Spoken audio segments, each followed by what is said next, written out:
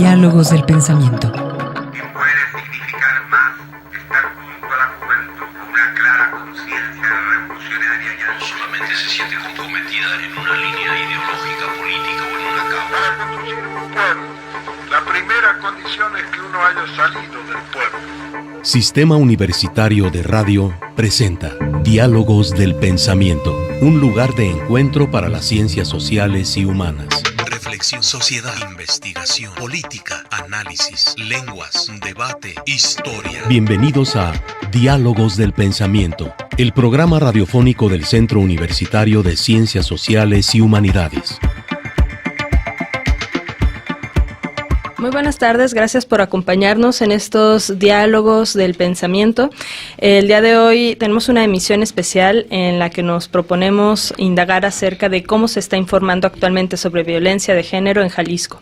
Antes de introducir a quienes nos acompañarán a discutir este tema en la siguiente hora, pues agradezco a todo el equipo que hace posible esta emisión, en la coordinación a la doctora Celia Magaña, en la producción la colaboración de Fabián Robles, Luz Cuellar, Perla López, Cristina Arreaga, y en los controles a Omar Preciado. Mi nombre es Almendra Orozco y el día de hoy en los controles me acompaña Igor González. ¿Cómo estás, Igor? Perdón. ¿Qué tal? Buenas tardes, muy bien. Que ahora estamos aquí compartiendo micrófonos, entonces le cedí la voz, pero no el uso del micrófono. Bueno, también el día de hoy, para discutir este tema, les comentaba que la coordinadora es la doctora Celia Magaña y justamente ella nos acompaña, es una de nuestras invitadas a discutir este tema. Ella es investigadora del Departamento de Estudios Latinoamericanos, entonces pues muchas gracias, Celia, por acompañarnos en este sábado. Al contrario, gracias. También hoy tenemos la fortuna de que nos acompañe Jade Ramírez, muy conocida por todas y todos ustedes. Ella es periodista, radialista y promotora cultural enfocada en la cobertura de temas sobre derechos humanos, conflictos socioambientales y violencia del Estado. Ha ganado la Bienal Internacional de Radio por un trabajo sobre indigenismo. Además estuvo nominada al Premio Fundación Nuevo Periodismo Iberoamericano, CEMEX, en 2007 y recibió, desde luego, el Premio Internacional de Periodismo Rey de España en 2009 por el radio de reportaje La discriminación vuela por Avianca.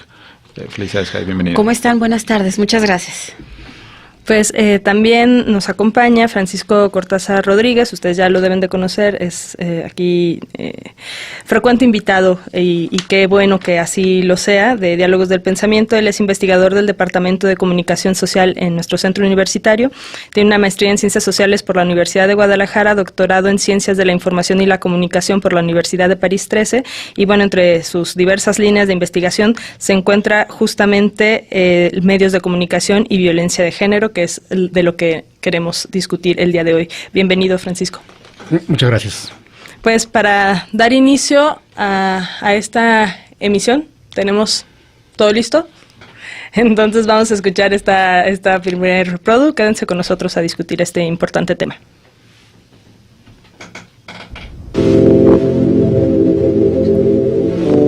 Ideograma.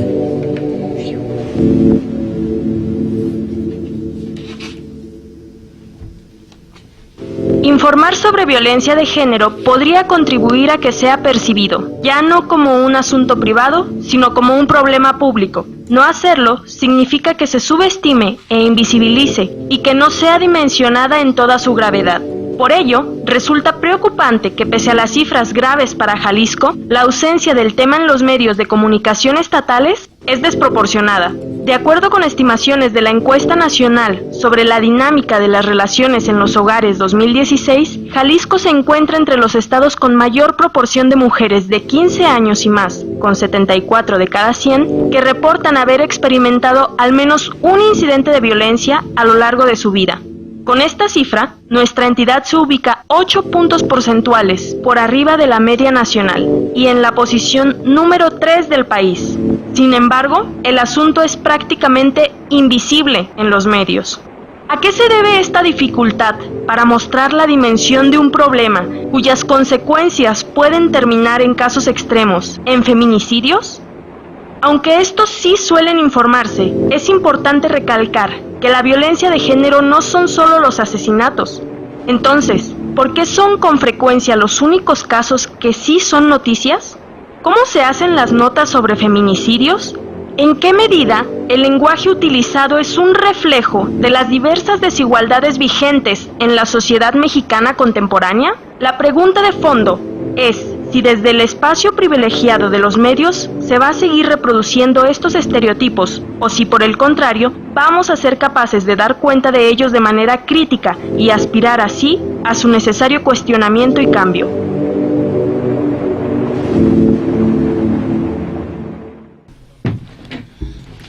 Bien, pues aquí hemos discutido ya con cierto detenimiento en otros programas la cuestión de la violencia de género y particularmente la violencia sobre las mujeres. Quizá valdría la pena ahora profundizar en este proceso, en este fenómeno, pensando en cómo la violencia, particularmente la violencia de género, se comunica. Platicábamos antes de entrar a la cabina que se producían cuando menos dos fenómenos en este sentido.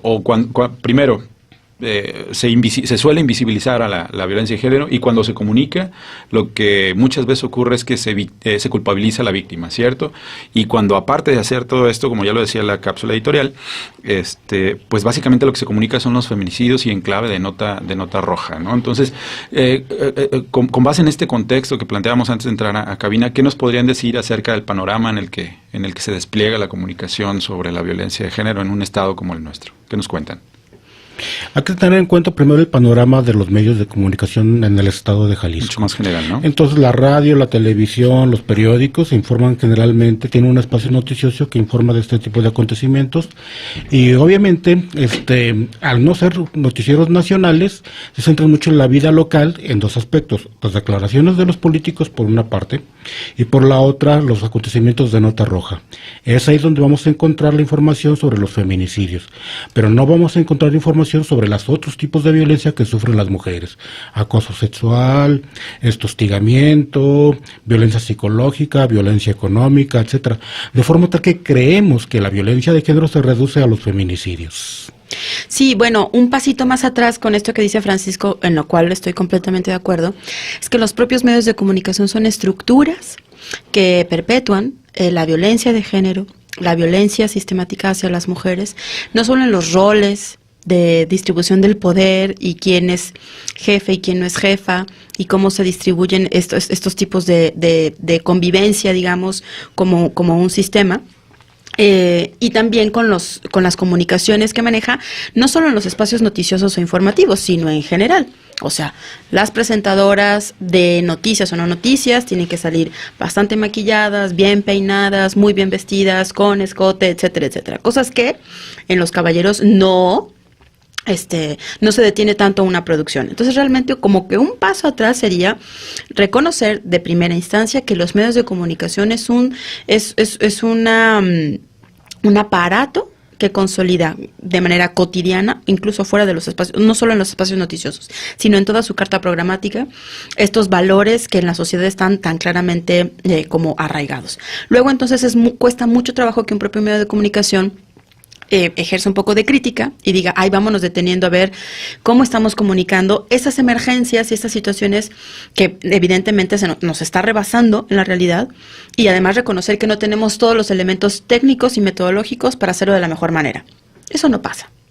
No pasa con los temas de género, y tampoco pasa con otros segmentos de información tan trascendentes como incluso pueden ser la política, ¿no? Entonces, me parece que lo primero tendría que para que la audiencia también lo vaya como procesando, es que faltaría también en los medios de comunicación este reconocimiento a toda la ausencia de una organización interna que permita, o más que permita, que inhiba el fomento de esas prácticas que violentan de distintas formas a la mujer, y particularmente pues con todos estos fenómenos como mucho más sistematizados o que son mucho más enfocados, que terminan en el feminicidio, ¿no? Eso, ese reconocimiento, que la audiencia tiene que estar bien entendida de eso, ¿no? Y que además tenemos una gran ventaja ahora, que no es reciente, pero digamos, además en este sistema universitario de radio y televisión lo estamos estrenando, que es la Defensoría de Audiencias, donde es una nueva herramienta para las audiencias para decir, oiga, a ver, lo que dijo ese conductor, insisto, fuera de los espacios noticiosos, porque pareciera que el tema de violencia de género solo tendría que ser abordada en los espacios periodísticos o noticiosos, pues no, en realidad tendría que ser abordada desde cualquier enfoque y cualquier tribuna, Oiga, yo me quiero quejar con usted, defensor de audiencia, porque le quiero decir que este conductor tal, o sea, aparte de que llega tarde, o que no trae preparado el programa, o que sentí que cambió el tema a la última hora, y que no, en fin, de todas estas cosas, argucias cotidianas, su discurso, su enfoque, su diálogo, la audiencia lo puede decir aunque no suene tan académico, ¿no? O sea, me parece que sí es desagradable, que sí está violentando, que me incomoda, y me parece que me está mandando mensajes completamente erróneos a lo que tendría que ser en un espacio como este, ¿no? Digo, en este caso, como las radios permisionadas, culturales, universitarias. Y en general, la audiencia lo tendría que poder hacer en cualquier espacio, sea cadena del tipo que sea, la televisora o la radiodifusora. Eso en principio. Y en segundo, enfocándonos solo como en el tema periodístico, efectivamente, coincido completamente con lo que dice Francisco, pero además también hay una falta de capacidad desarrollada, técnicas de investigación, ya no hablando desde la generalidad, ¿no? Que les enseñan a los estudiantes en las carreras de periodismo, técnicas para investigar, que son muy similares a las que cualquier estudiante de cualquier otra carrera, no solamente social, sino de cualquier otro ámbito, pues las aprende, pero los periodistas en algún momento podrán dominar alguna técnica de investigación, pero luego se le ha llamado la especialización para profundizar en ciertos temas. Y aún así, profundizando en ciertos temas, cotidianamente tenemos que estar haciendo una evaluación y una crítica sobre nuestra propia publicación, porque nos damos cuenta que, aunque creemos que somos especializados en el tema de derechos humanos, por decirlo así, cometemos también una serie de tropiezos y de comunicaciones inadecuadas que siguen fomentando estas visiones que dañan a la sociedad y que no nos damos cuenta. Entonces, creo que el principio tiene que ser una especie de autocrítica y una valoración seria y estricta de cómo estamos comunicando. Nuestros propios sistemas de comunicación, cómo lo permiten o cómo fomentan esta violencia, esta estigmatización de los roles en la sociedad, y en el periodismo particularmente, pues cómo nos seguimos tropezando y necesitamos no solo un entrenamiento y una capacitación especializada, sino también una sensibilización que, aunque la palabra suena como muy mágica, tampoco es tan sencillo, porque una vez que como periodista te sensibilizas con un cierto tema, aún así de todas maneras te cuesta trabajo darle vuelta a los tropiezos. Sí, yo creo que también es necesario reflexionar sobre la violencia simbólica, ¿no? Que es mucho de lo que decía Jade. No es sino el reflejo de los valores que una sociedad no se permite autorreflexionar, ¿no? Tampoco se trata aquí de señalar, están haciendo mal su trabajo. No creo que vaya por ahí, sino más como una invitación a hacer esa reflexión que es necesaria, que como dice Jade y Francisco, se refleja no solo en los medios noticiosos, sino en general. La publicidad es otro gran ámbito, ¿no? En donde vemos que las representaciones de las mujeres y de los hombres y de las disidencias sexuales también son prestas se caen rápidamente en estereotipos, ¿no? Excelente, pues con esto ya estamos abriendo las puertas completamente al tema. Quédense con nosotros, les recordamos que tenemos abiertos nuestros teléfonos para que puedan comunicarse con nosotros y que nos platiquen tal vez esto que dice Jade, ¿no? Si ustedes conocen algún programa con el que particularmente se sientan pues violentadas a partir del periódico con ciertas noticias, pues platícanos cuáles son sus experiencias, ¿no? Cómo viven estas noticias. Nuestros teléfonos 31 34 22 22, extensiones de la 12801 a la 12803, y también pueden apuntarse por vía Facebook, búsquenos como Diálogos del Pensamiento para que se apunten por este paquete de libros sobre ciencias sociales que tenemos para ustedes con los ejemplares editados por nuestra editorial del CUCH. Regresamos. Diálogos del Pensamiento, el programa radiofónico del Centro Universitario de Ciencias Sociales y Humanidades. Regresamos.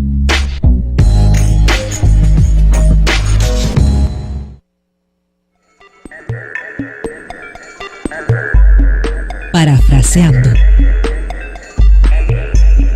En medio de una creciente violencia estructural que se ejerce hacia las mujeres, resulta preocupante que en los medios de comunicación continúen predominando representaciones en las que el protagonismo femenino y las imágenes positivas de las mujeres suelen ser escasas, mientras que se reproducen los roles que las muestran como víctimas, objetos de deseo, débiles, secundarias y dependientes. Con el objetivo de promover la justicia de género, el proyecto de monitoreo global de medios evalúa desde 1995, con respaldo de la ONU, cómo ha ido cambiando la representación y participación de las mujeres en los medios y contenidos informativos dentro de los países miembros. El último monitoreo realizado en 2015 centró su atención en identificar el lugar de las mujeres en las noticias, tanto en la construcción como en el contenido de las mismas. Los resultados obtenidos en nuestro país encontraron que solo 24 de cada 100 noticias tenían como presentadoras a mujeres, y que únicamente el 15% de las personas funcionarias públicas que ocuparon un lugar central en la nota fueron de este género. Aunque las mujeres aparecieron en un 25% de las fotografías que acompañan a las noticias, apenas un 9% de estas se centraron en una mujer o mujeres. Los principales temas donde las mujeres figuraron fueron noticias sobre espectáculos, seguidas por violencia y en tercer lugar ciencia y salud. Además, el 76% de las noticias reforzaron los estereotipos de género, particularmente las referidas a política, ciencia y espectáculos.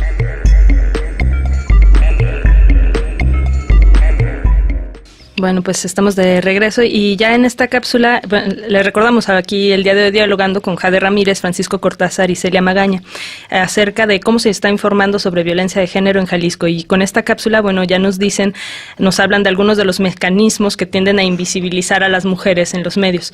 Jade, ¿cuáles son algunos otros que están además replicándose en los medios en nuestro estado? ¿Cuáles son algunos comportamientos automatizados que están contribuyendo precisamente a esta desigualdad?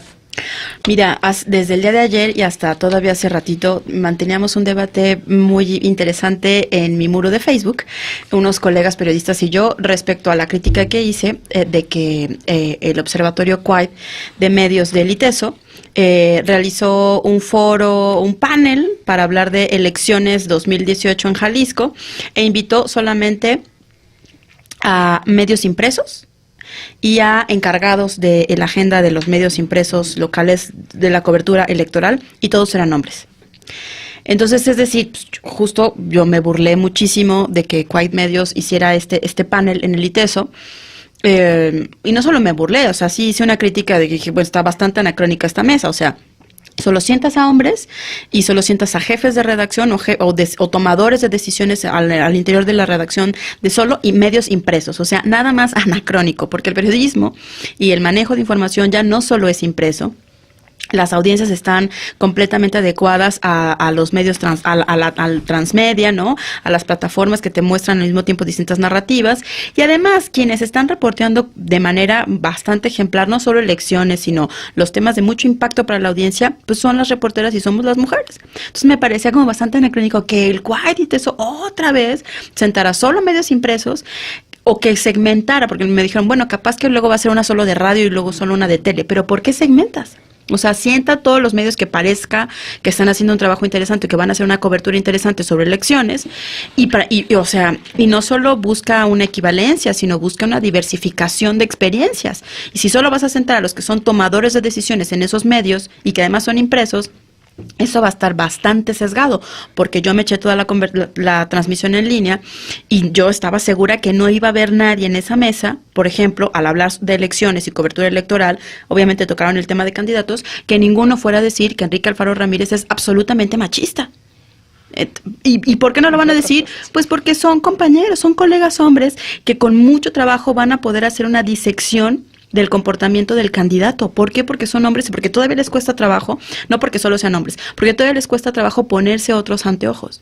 Por eso me parece que estos mecanismos son los que continúan, primero, mandando un mensaje de que periodismo serio solo es el impreso, y que lo que vale la pena solo es sentar a directores, ni siquiera son directores, son tomadores de decisiones en una redacción para hablar de elecciones, pero no metes reporteras con otra perspectiva, no metes columnistas mujeres, no sé, ¿no? O sea, realmente no te esfuerzas por hacer una mesa como mucho más enriquecida. Esas son las cosas que pasan cotidianamente y son las que entorpecen que una visión más transformadora, o no transformadora, que una visión más amplia de las cosas pueda tomar la palabra y transmitir un debate interesante de cómo se ve la cobertura electoral de 2018, pero, insisto, como desde otra visión, pues, ¿no? Me parece que esas son como las prácticas cotidianas, donde varios colegas me decían en Facebook, bueno, que sí, que era como, y la mayoría hombres, ¿no? Que sí era como bastante absurdo que solo fueran hombres Pero ya no por esta lógica que pareciera que estamos tratando de imponer las mujeres de que no solo haya hombres, sino que también haya mujeres. No es un asunto absurdo, es de verdad una diversificación de lentes y de miradas respecto de un mismo hecho. Ahí te respondo, creo que ese es el mecanismo más cotidiano. Y lo que me parecía bastante sorprendente es que lo hiciera un observatorio que es muy respetable, que es un trabajo bien interesante sobre observación y análisis de medios, como es el CUAID. O sea, yo decía, ¿qué les pasó a la hora que se sentaron a construir? Bueno, si eso pasa con los académicos, se supone que van 3 pasos adelante que los periodistas o que los comunicadores. Si eso pasó en esta circunstancia, imagínate lo que pasa en una redacción, donde incluso una compañera o un compañero puede llegar con el tema muy fresco, muy novedoso, planteado a la redacción, y luego no encuentra mucha sinergia adentro, ¿no? Esos son como los mecanismos o las prácticas cotidianas que creo que no terminan abonando. Y interesante esto que nos comentas, porque justamente el ITESO pues participó en el estudio de la cápsula que escuchamos, o sea que sí trabaja en la perspectiva de género, pero luego parece que no la aplican, ¿no? En los otros proyectos que hacen. Y por otro lado, ¿cuáles serían los efectos y en las audiencias y en el público de esta reproducción de violencias o de estas omisiones, ¿no? O sea, una cosa es, podrían pensar que queda ahí en cuestión de los medios, nada más a los especialistas, a los que les interesa, pero no, va más allá. ¿Cómo impacta entonces a las audiencias? ¿Cuál es la importancia? Yo creo que reside mucho en el lenguaje que se emplea para hacer las noticias. En este lenguaje van implícitos muchas veces los valores de los que están comunicando, los reporteros, los jefes de redacción, la propia visión de cada medio, etcétera.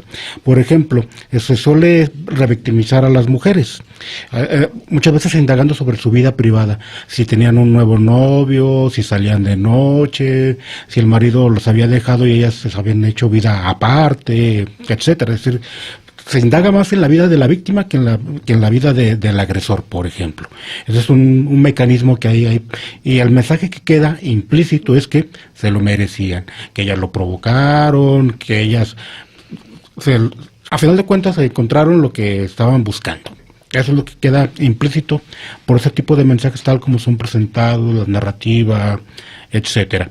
Ese sería uno de los mecanismos que encontramos a través del lenguaje que se emplea en los medios de comunicación para dar cuenta de la violencia hacia las mujeres. Y tiene también finalmente una perspectiva pedagógica casi, ¿no? Que seguir reproduciendo, ¿no? Estos estereotipos. ¿Y por qué? Porque resulta más fácil, ¿no? Para todo el mundo. Hace un tiempo hice un serial que se llama Fémina. Eran 4 historias de mujeres y que lo titulé así, Fémina, por una anécdota con un colega que aprecio mucho, veracruzano, jarocho, que se cuestionaba por qué tanto las feministas de Veracruz lo criticaban cada que escribía una nota, y decía, es que ¿por qué no puedo decir fémina, no? Y yo decía, bueno, es que no se pueda decir fémina, ¿en qué contexto, no, reproduces el boletín o reproduces el mensaje de la autoridad en sí? Entonces, bueno, lo titulé Fémina, y particularmente eran 4 historias muy relevantes, muy duras, de mucha resistencia, de mucha lucha incluso por la justicia, pero uno particularmente, pues era una mujer que no mostraba un rostro de sufrimiento, ni de acongojo, ni de lo que cualquiera podría suponer, porque es una trabajadora doméstica, que a pesar de que nos contaba de lo mal que le pagan, de que es explotada, de que, en fin, de una serie de adversidades de su contexto laboral, varios compañeros al interior me decían, pero se ve que súper sonríe, o sea, ¿por qué no está sufriendo? Yo decía, bueno, es que ¿por qué tendría que estar sufriendo, no? Es decir, es consciente de su situación, es consciente de que tiene mucha adversidad, porque evidentemente no tiene que sacar sola una familia, ¿no? Porque hay un rompimiento de pareja, en fin, o sea, sí tiene un montón de adversidades, pero ¿por qué tiene que aparecer a cuadro sufriendo? Y además, si soy consciente como reportera a la hora de la entrevista que no está sufriendo, ¿de dónde me voy a tomar la atribución de sí plantearla como víctima? Es decir, si narro, ¿no?, las situaciones de adversidad que enfrenta, si narro la condición de desigualdad, si narro los abusos y los atropellos de los que ha sido víctima por parte de quienes la contratan, por ejemplo, y la manera en la que la despiden, en fin, violentando sus derechos y además pasando encima de legalidades, en fin, pero ¿por qué la voy a plantear como sufrida? ¿no? O sea, ese tampoco era el asunto. E incluso en el capítulo solo de mujeres que estaban en refugio temporal por parte de la Casa Refugio del Ayuntamiento de Guadalajara, sus testimonios evidentemente eran de violencia, ¿no? Porque por eso estaban allí, porque acudieron a una medida cautelar que las llevó a una casa refugio, pero tampoco me quedé solo con el testimonio y con los momentos de la conversación densos, oscuros, y para volver a narrar lo que era obvio. Están allí porque fueron violentadas, altamente violentadas, y están acudiendo a un derecho que es estar en una casa refugio. ¿Para qué renarro yo y digo yo y aderezo yo cómo les pegaban, cómo? Eso me parece como absurdo. Y los comentarios que recibí, no de la audiencia, sino de algunos colegas, era que les parecía que había quedado como muy sonriente todo el especial, ¿no? Y dije, sí, no, pues es que de eso se trataba. O sea, no de que quedara sonriente, sino no se trataba, o sea, se trataba de mostrar que están en pie a pesar de la adversidad, ¿no? Y no repetir estos esquemas, como dice Francisco, de pues son las tontas, las violentadas, las que sufren y las que pobres, de ahí jamás saldrán, ¿no? Es que nadie es víctima 24 horas al día ni todos los días, ¿no? Para empezar. Y además me parece fundamental que se dé cuenta de la complejidad de la situación, ¿no? O sea, no solamente decir que son víctimas y ya, de ahí se acaba la cosa, ¿no? Claro, y de las repercusiones que puede tener el estar viendo constantemente nada más reproducida esta imagen de víctima, Además, ¿no? Esa es otra cosa, como que sí ya nos está quedando claro lo que es violencia institucional, que consiste muchas de las veces en revictimizar a las mujeres que van y denuncian violencia, ¿no? Pero yo creo que valdría la pena preguntarnos hasta qué punto en una nota podemos volver a revictimizar a las mujeres, ¿no? Pues vamos a ir a un corte, ya están llegando algunas de las preguntas que vamos a estar presentando aquí a nuestros invitados en el próximo bloque. Quédense con nosotros. Diálogos del Pensamiento, el espacio de las ciencias sociales y humanidades. Continuamos.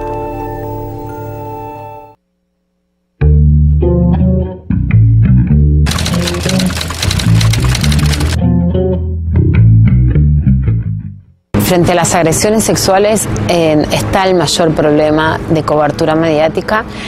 No sé si la solución son nuevamente protocolos muy rígidos, porque después en la mayoría de los casos no se cumplen en las redacciones, pero sí intentar generar conciencia, sí intentar generar mayor empatía en los medios. Yo creo que ahí hay un tema. La mujer asesinada no existe más. A la sobreviviente siempre se la condena. Y además se usa a la mujer violada para disciplinar a las otras mujeres, muy especialmente a las chicas violadas, a las más jóvenes, para intentar darle miedo a las más chicas, a que no viajen, a que no salgan de noche, a que no estudien, a que no trabajen, a que no se rebelen frente a su novio, a que si van a una cita pueden ser violadas, a que si toman o se divierten pueden ser violadas, a que cualquier cosa que hagan justificaría una violación más allá de si la situación previa esto o no. Creo que básicamente la condena es a las mujeres y especialmente a las jóvenes que desean. La condena es al deseo femenino, porque es cierto que hoy hay mujeres deseantes. Si salieron de noche, si fueron a una cita, como se llama la violación en cita, cuando una mujer quiso tener una historia con un hombre, pero no necesariamente quiso terminar en la cama y él la obligó o la forzó, o quiso tener relaciones sexuales, pero no por la fuerza o no de una u otra manera más cruenta que ella no decidió. Esas son situaciones en donde lo que se condena es a mujeres deseantes. Los medios de comunicación siguen repitiendo las estigmatizaciones más básicas, como bueno, que tenía puesto, porque fue a la casa de él, porque estaba en un departamento donde había otra persona. También frente, por ejemplo, a violaciones masivas que están sucediendo en muchas partes del mundo, que creo que forman parte de esta reacción violenta, frente al deseo de las mujeres y frente al deseo de las más jóvenes. Vos deseás, ahora te voy a dar lo que vos no querés. Esa es la venganza. Y los medios tienen que proteger, tienen que ser un escudo. Los medios muestran todo el tiempo a mujeres en situación muy deseable, ¿no? Como ultra sexys y ultra sexualizadas. A mí no me gusta que los medios muestren a mujeres objeto, pero no soy moralista, me gustan las mujeres deseantes, quiero que los medios muestren un deseo legítimo de las mujeres y que también, por supuesto, a las mujeres se las pueda desear, pero hay que tener un deseo que no sea vengativo, hay que poder volver a hablar del deseo para conectar con una sexualidad que sea legítima, que sea deseante y que no requiera ni de ser una muñequita de peluche para la televisión, ni de ser alguien que puede ser vengada por ese deseo.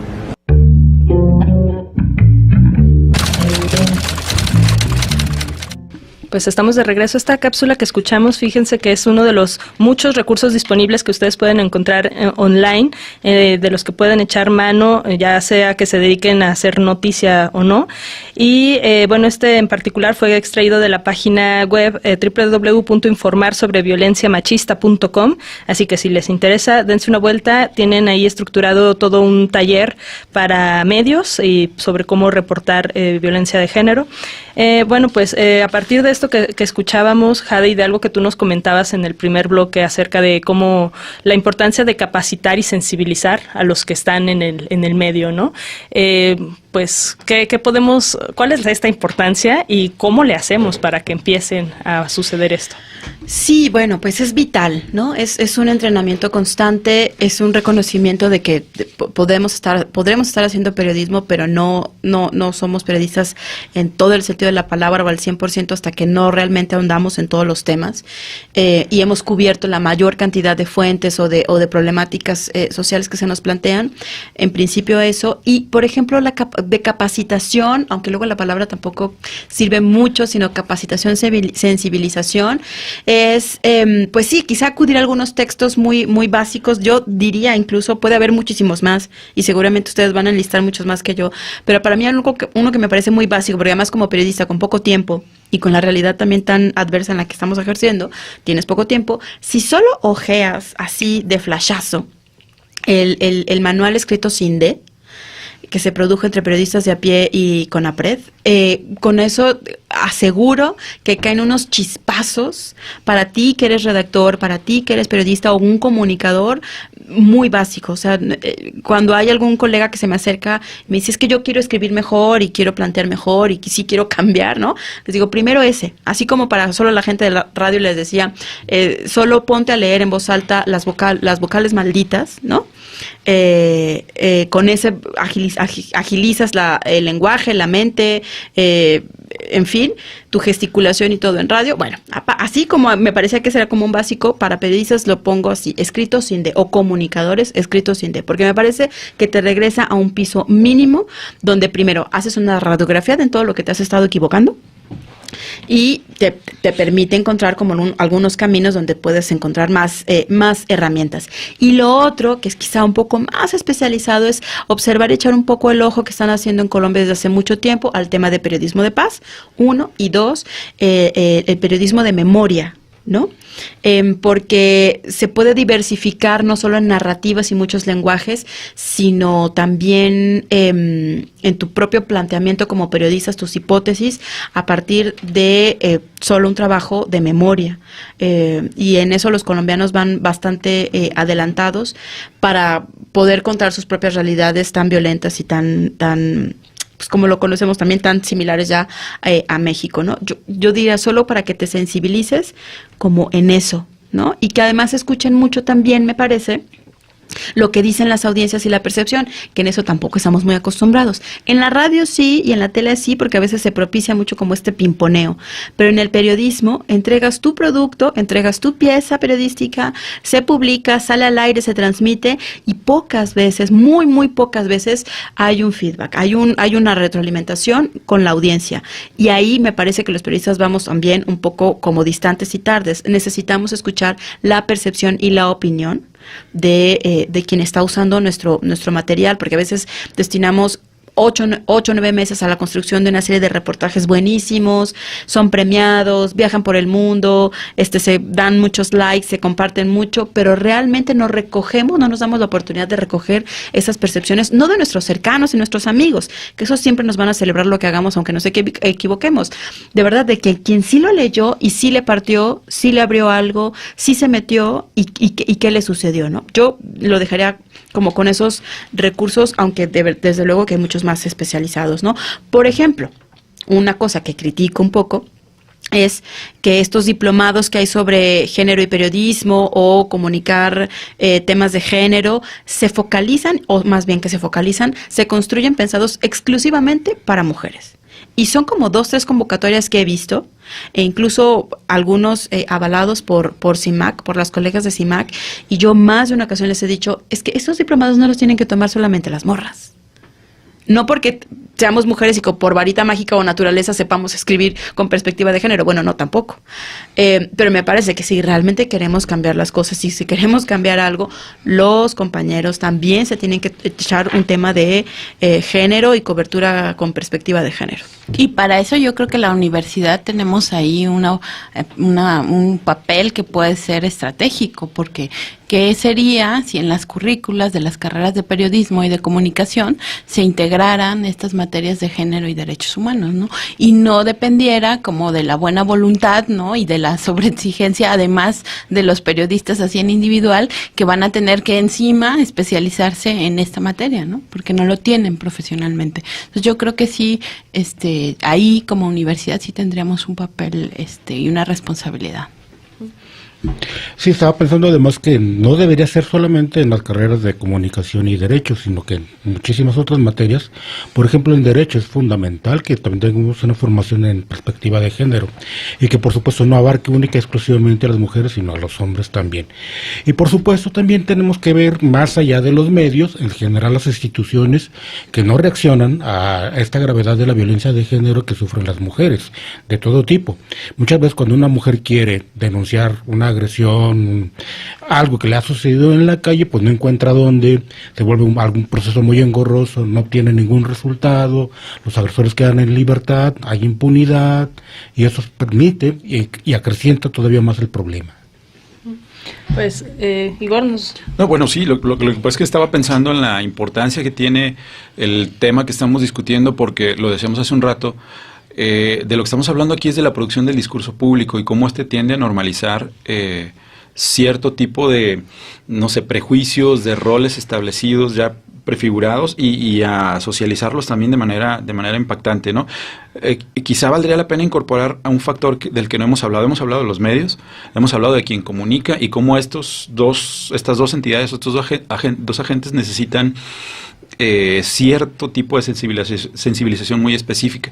Creo que valdría la pena, como para terminar con esto, hacia el final del programa, pues, incorporar a la audiencia, ¿no? Porque también los que somos audiencia necesitamos reconocer que este es un problema y empezar a desmontar las cosas que están ocurriendo en torno a esta temática, ¿no? Y creo que ya nos tenemos que ir a un corte, pero valdría la pena como que regresáramos con respecto a este asunto, ¿no? Incorporar a la audiencia a la ecuación.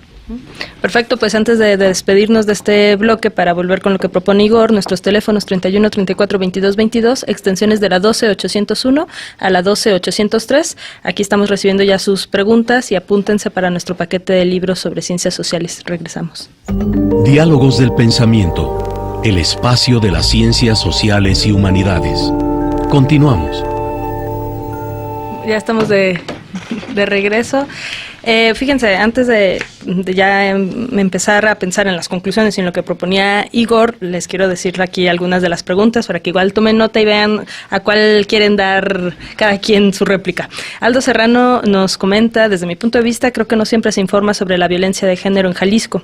Sergio Díaz quiere felicitar a Jade, dice que siempre ha seguido tu trayectoria, Jade. Muchas gracias, Sergio. Salvador Gutiérrez pregunta: como hay hombres machistas, o más bien comenta, como hay hombres machistas, hay mujeres machistas, y en el programa se está manejando a la mujer como víctima, pero las mujeres a veces también se prestan para su espectacularización porque piensan que es la única forma de sobresalir y por lo tanto también son ellas responsables, y ellas deberían cuestionarse sobre cómo ellas mismas reproducen esto.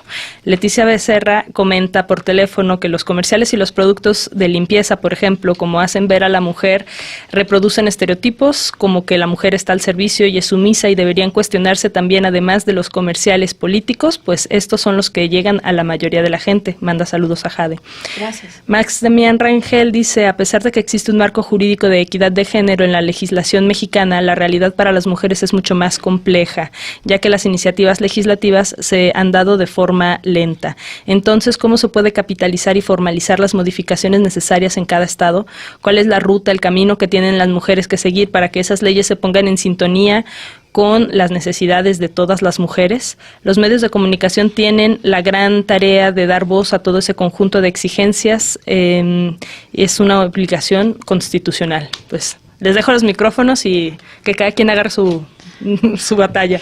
No, bueno, yo creo que no estamos aquí hablando en términos esencialistas de hombres y mujeres, ¿no? Está hablando de posiciones sociales, de más que de otra cosa, de relaciones de poder, y de ninguna manera, justamente lo que estamos diciendo es que las mujeres no son solo víctimas, ¿no? Claro. Sí, no, bueno, y ahí, a ver, ¿qué tendrían que hacer las mujeres para, ¿cómo decía el último? Bueno, para que estas se pongan en sintonía. Sí, pues no solo las mujeres, o sea, la sociedad en general, ¿qué tendría que estar haciendo, verdad? Bueno, eso, y por el comentario de que las mujeres también son machistas, pues sí, desde luego, pero no vamos a entrar en ese debate ahora.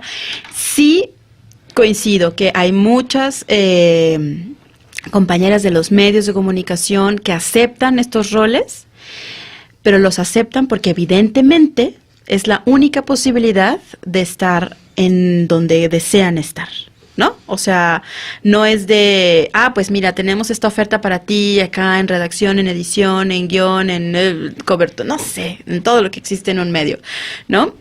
No, mira, yo realmente lo único que quiero es estar a cuadro. O sea, realmente no, el planteamiento es al revés, ¿no? Yo no creo que llegue una chava y diga, es que yo lo que quiero salir es en minifalda con un super escote.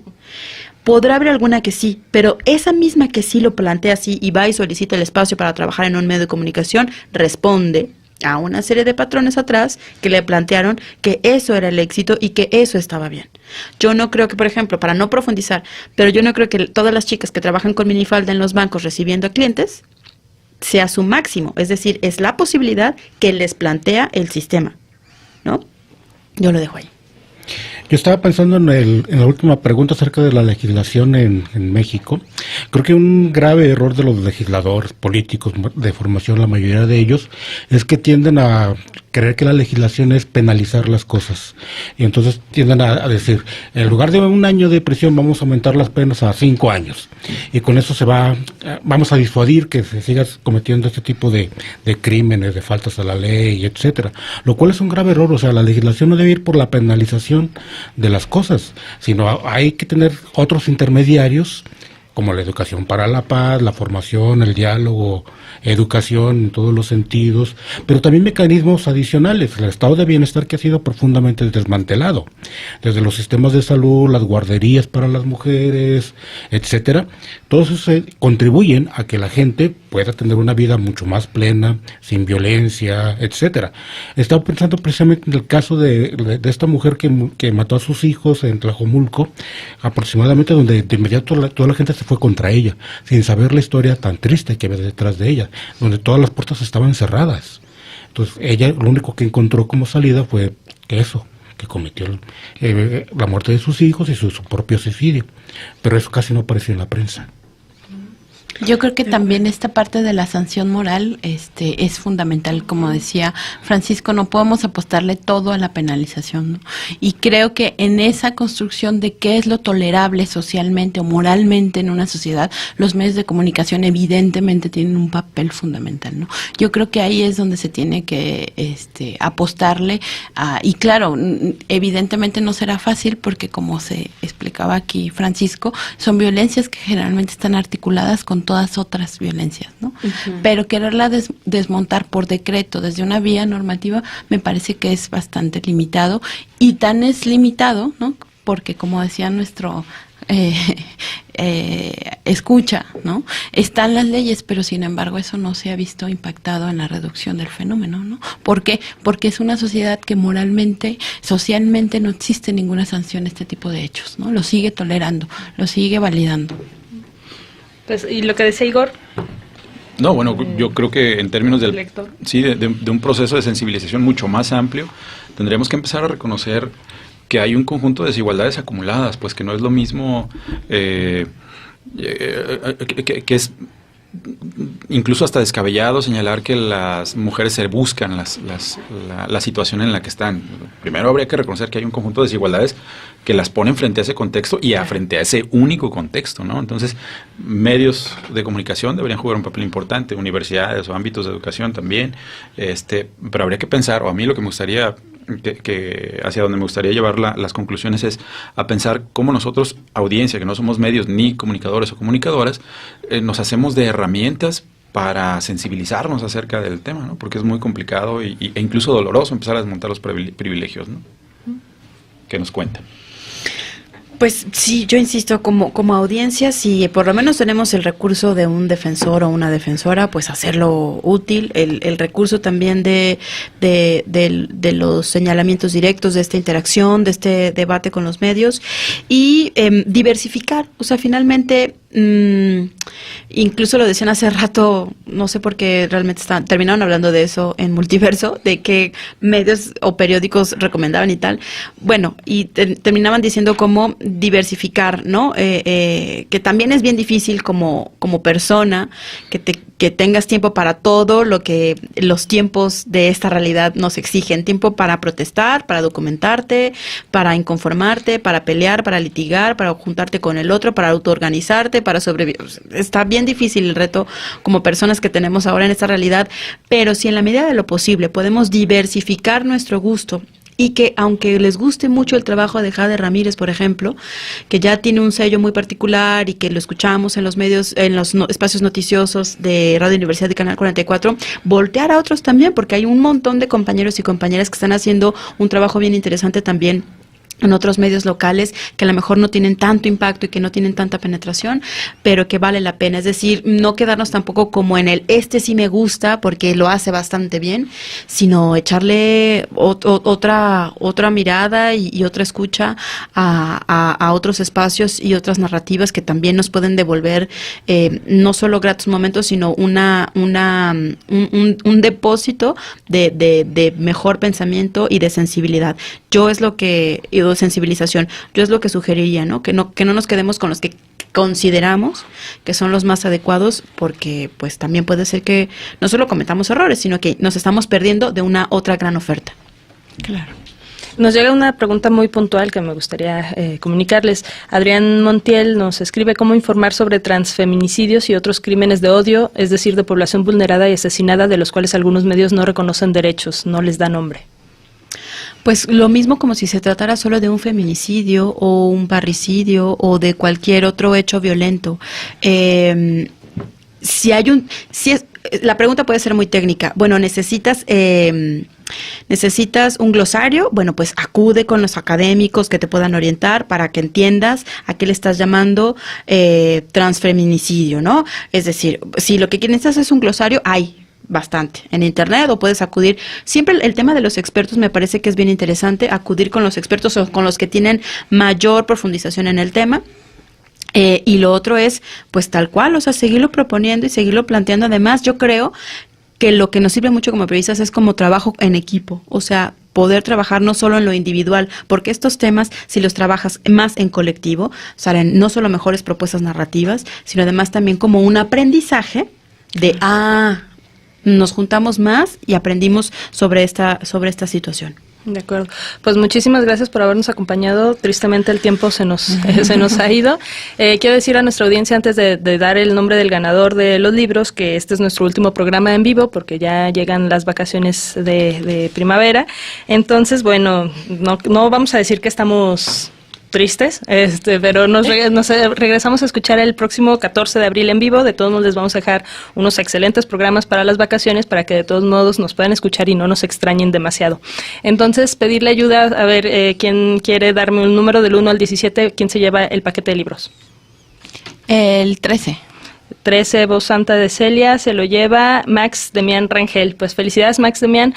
Puedes acudir a nuestras oficinas por estos ejemplares. Esta próxima semana es la última que tienes, y si no, ya está después de Semana Pascua.